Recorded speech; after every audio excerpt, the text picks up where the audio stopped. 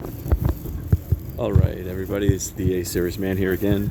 Just got out of watching Spider-Man Across the Spiderverse, and I gotta say, I've got sort of mixed feelings about this film. It might be unpopular to say, but I think I actually like this movie better than the first one. And I think where the movie,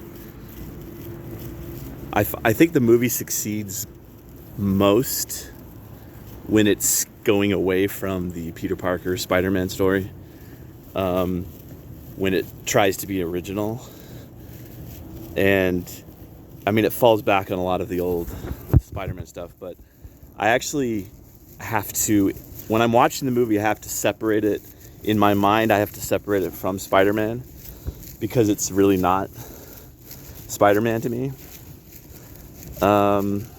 I really enjoyed it, but at the same time, I mean, a lot of people said it was too long. It's 2.5 hours, nearly. I didn't think it was too long. And to the contrary, I actually think the biggest problem with this movie is it's not a complete movie.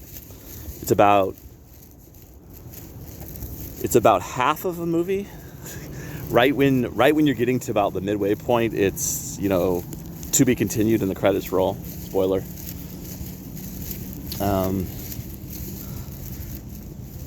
My least favorite part of the movie is at the very beginning. Maybe a little spoiler, but they kill another. It's a flashback scene, but they kill another Peter Parker, and just like they killed Peter Parker in the first movie. The one thing that I actually just kind of despise about the whole reimagining is the fact that they feel like they have to shit on the original character. But as a Spider-Man fan, there's a lot. I mean, there are a lot of Easter eggs, and I enjoyed the Easter eggs. But I also feel like the best part of the movie is when it separates itself from Spider-Man, and if I can separate the character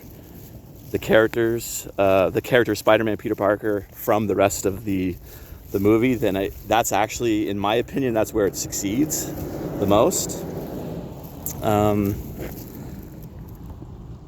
There's an interesting theme in this movie which I was hoping they never really fully deliver on, because this is, spoiler alert, maybe not a spoiler, but this is part one of 2 parts. So there's no resolution. But there is a theme of individualism versus collectivism. But it's something that doesn't fully resolve itself. There's some logical inconsistencies, plot holes, a few. Overall, I think I did enjoy this more than the first Spider-Verse movie. And I think that's because it's not weighed down. It's not weighed down by the Peter Parker character. And which sounds weird because Peter Parker is my Spider-Man and Peter Parker is the only Spider-Man. But I think when it separates itself from Spider-Man and tries to be its own thing is actually where it's the best moments. But yeah, like I said, the very beginning, they have a flashback where Gwen relates the story about her Peter Parker. And in her universe, Peter Parker is a loser who envies her power and tries to create a serum to turn him into something special, and winds up turning him into whatever, the lizard or goblin, whatever creature he is, and she defeats him. And that's all in the opening, so it's not really a spoiler. But it's just another example of destroying the original Peter Parker, the original character, which I don't think they have to do. I would have even preferred if he was a damsel in distress as opposed to being, just a loser that they have to kill. I think it would be much better in my opinion, it's much better if they just build up the new characters. If they just separated themselves from Spider-Man, from Peter Parker, from the real Spider-Man, and just had their own thing, I would have liked it better. Having said that, I was a little surprised because I went in expecting it to be a Miles Morales movie, which is a derivative of Spider-Man, and it winds up being actually more of a Spider-Gwen movie, which is a derivative of a derivative, which is kind of interesting. But once you get past the whole derivativeness of it being a derivative of Spider-Man, I actually enjoyed the characters, what they brought to it, and I think it's strongest when it's ironic because it does lean on nostalgia and cameos and Easter eggs from Spider-Universe, but it's also the strongest when it deviates and it tries creating its own story. Anyways, that's my take on it.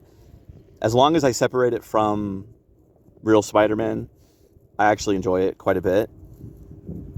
But the fact that it's only half a movie, it's only half a story, it's very anticlimactic at the end. But like I said, there is that theme of individualism versus collectivism that it could go either way still on whether it pushes the collectivist versus the individualistic narrative. But it had potential there in that story, that theme, that it hasn't really delivered on yet. And we have to wait another year or two for a sequel, which is when the story finishes. So, as half a movie, I would give it an 8 out of 8, which would be 4 out of 8, because it's half a movie. And I guess I would have to reserve judgment until the second half comes out.